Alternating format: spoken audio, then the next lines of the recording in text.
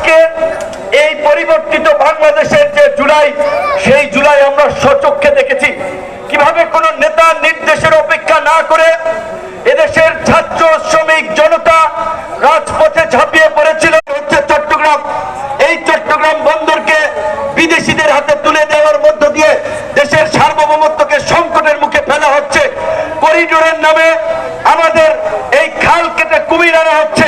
আপনারা জানেন কক্সবাজারের এই অঞ্চলের ভূমি ব্যবহার করে মিয়ানমারে সহযোগিতা পাঠানোর জন্য করিডোর দেওয়া হচ্ছে। আমরা সরকারকে অনতিবিলম্বে এই করিডোর দেওয়া থেকে বিরত থাকার আহ্বান জানাবো। চট্টগ্রাম বন্দরকে বিদেশিদের হাতে তুলে না দেওয়ার জন্য আহ্বান জানাবো। আধার জন্য একটু ব্রেক দিচ্ছি, তারপরে 2-3 মিনিট কথা বলে আমরা শেষ করে আমরাও নামাজে যাব।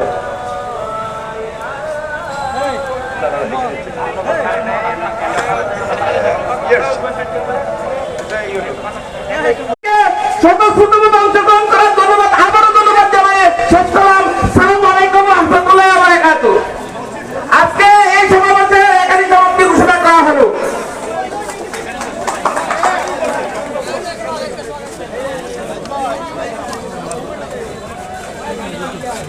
রাকিব ভাই